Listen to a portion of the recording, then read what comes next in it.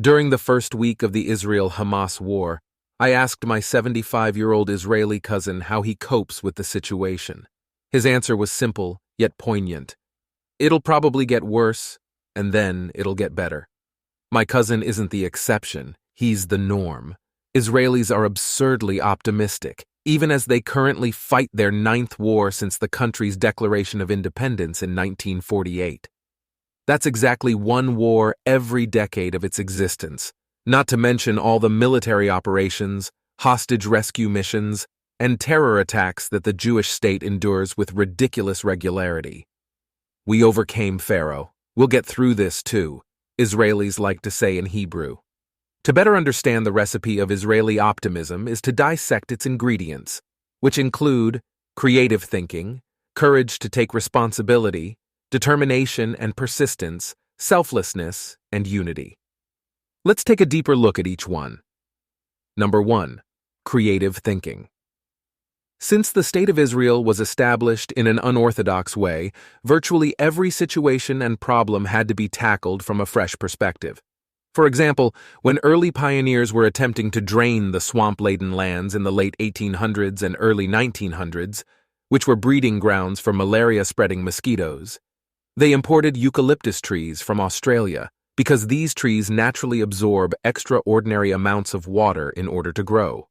In another example, Dr. Jerry Weintraub accidentally spilled a cup of tea on a device during routine experimentation and noticed that the sugar in the tea caused a dramatic reaction on the system's monitors. He began formulating theories about applications the technology could have to help those with diabetes, and eventually founded G-Wave, the world's first non-invasive glucometer. Then there's the infamous Hebrew word balagan, the state for which a preordained order of things does not exist. Balagan is a term commonly used in everyday Israeli life, from waiting in the supermarket line, to riding on a bus, to visiting a governmental office, to participating in a political protest, to Israeli children in a typical playground. There is always balagan. Israelis even seem to encourage balagan when they use the popular Hebrew slang term yalla balagan, usually uttered in positive, upbeat situations, such as a night on the town. The direct translation is, let's go make a mess. While this may seem chaotic to an outsider in Israel, it is simply the way social interactions operate, wrote Inbal Arieli, an Israeli businesswoman and author. Balagan encourages adapting and adopting new and unforeseen parameters. It encourages both us and our children to continuously reconsider our deepest biases and assumptions regarding the organization of things, and allows us to consider alternative possibilities.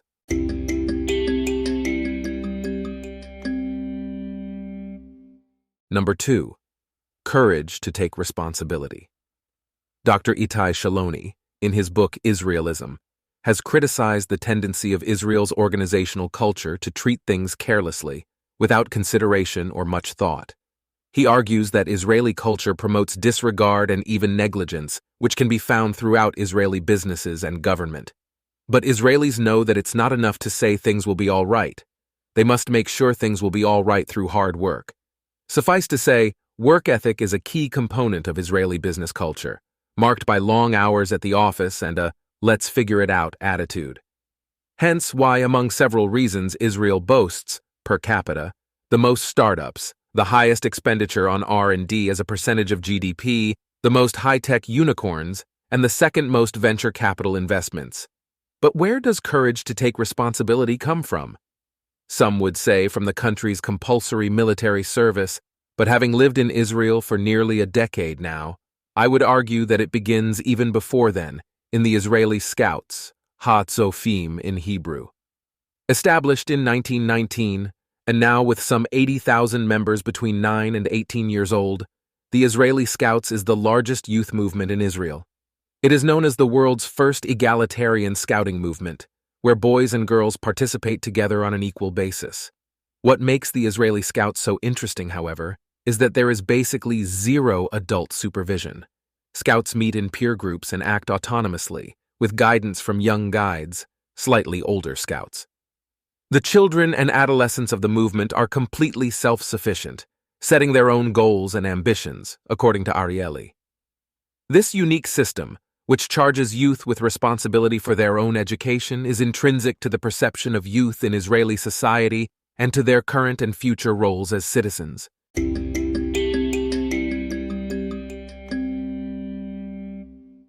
Number 3. Determination and persistence.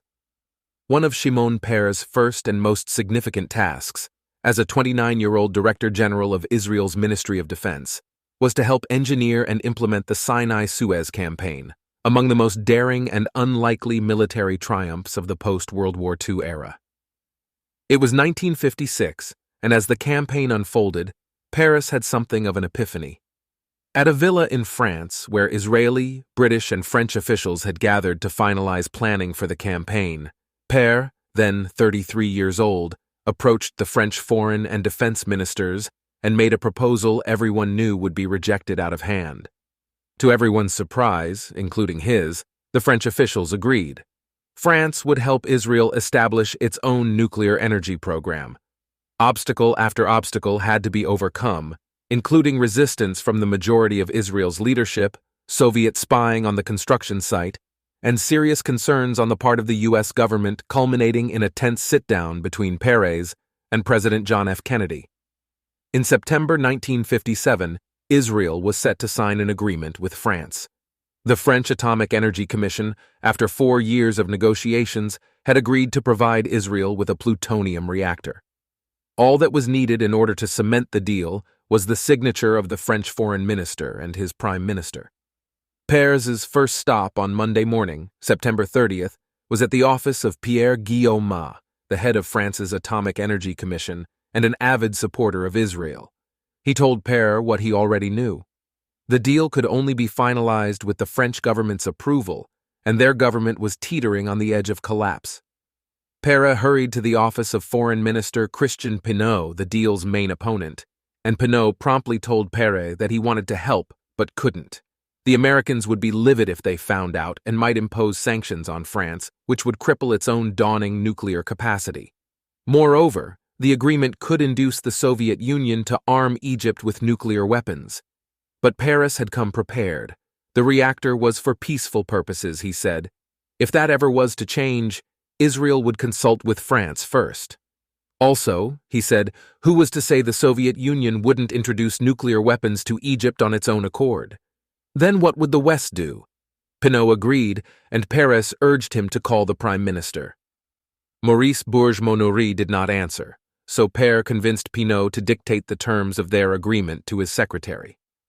The two of them signed the paper, and then Peres convinced him that he, a foreign national, would ferry the paper to the Prime Minister of France. All that was needed now was Bourges-Monory's signature. Peres went to his office and waited. The hours passed. Afternoon became evening. Several rounds of whiskey were sent to the office. And as midnight approached, Peres had two realizations. He would not see the Prime Minister that evening, and the Prime Minister, who was stuck in Parliament, was likely being defeated in a no-confidence vote.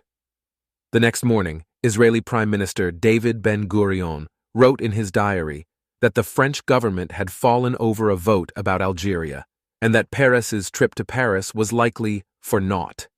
He did not know that Peres had secured the Prime Minister's oral agreement late that night, and that at 9 a.m, Peres was seated in Bourges-Monory's office. The French Prime Minister had not slept, and his eyes were red, for he was no longer the Prime Minister of France. He had no authority to sign an agreement on behalf of the Fourth Republic. But with Peres's encouragement, he signed his consent, authorizing the agreement on a piece of paper that held the previous day's date. And in that way, the seed of Israel's nuclear energy program was planted. This date or that, what does it matter? Peres later said, summing up the backroom drama. Of what significance is that between friends?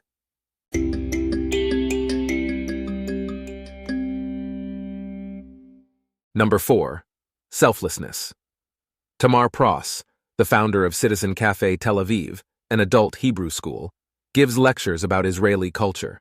She often talks about a hypothetical situation in which you and an Israeli are in front of a single bowl of soup. Most cultures would prompt people to split the bowl of soup, but what would the average Israeli do in this case? I get a lot of answers when I ask this, and it's always funny, said Pross. A lot of people say they'll attack it to the death.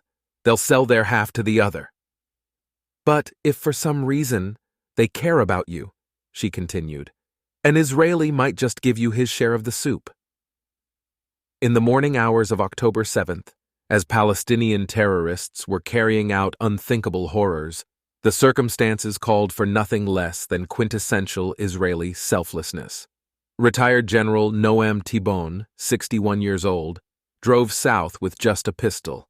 His son Amir was trapped in a safe room with his wife and his 2 young daughters in their home at Kibbutz Nahal Oz, surrounded by terrorists they could hear just outside.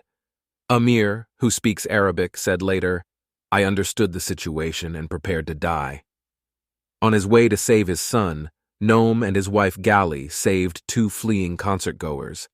Noam then joined a group of IDF commandos who were fighting in another kibbutz, drove 2 wounded soldiers to safety, and turned back on foot. Noam was picked up by another retired general, Israel Ziv, 66 years old, who dropped him off at Amir's kibbutz. For an hour, Noam engaged in door-to-door combat. Finally, after 10 hours in the safe room, one of Amir's daughters said, "Grandpa is here." Yair Golan, 61 years old, a retired general who had been passed over for IDF chief of staff because of his left-wing views, also grabbed his uniform and a gun and headed into the heat of the action. On the way, he received a text from his sister with the location of 3 young people hiding in the fields near the music festival, where hundreds were being slaughtered. He single-handedly rescued them and many others. The 25-year-old woman who is the security coordinator of Kibbutz Nir Am, Inbal Rabin Lieberman, managed to mobilize 12 residents in time to fight off terrorists who did not succeed in entering the kibbutz. All of Nir Am's residents were saved. The fact that being part of defending one's country is a life stage for everyone, not something that other people do for you, gives Israelis a sense of ownership, belonging, and a feeling of being a link in a generational chain, wrote authors Saul Singer and Dan Senor. Young Israelis are conscious that their parents and grandparents served, so they could have a state and know that now it's their turn. As the Israeli military was feverishly trying to understand what was transpiring on October 7th, they started calling up reservists, but assumed that not all of them would report for duty. After all, reservists have jobs and families, often with young children, and many are often living or traveling overseas. But in some units, 120% of the reservists showed up. They came so fast and in such numbers that the military did not have enough food and/or equipment for them. The soldiers started texting their families asking for supplies, including everything from phone chargers and socks to high-quality helmets, tourniquets, and bulletproof ceramic vests. Civilian blood drives and relief efforts were so swamped with volunteers, they had to scramble to match them with the dire needs to be filled.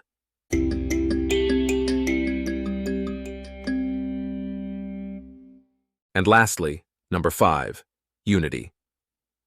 British historian Paul Johnson is a Catholic, yet he wrote A History of the Jews, a comprehensive account of the Jewish people, approaching the subject as an outsider.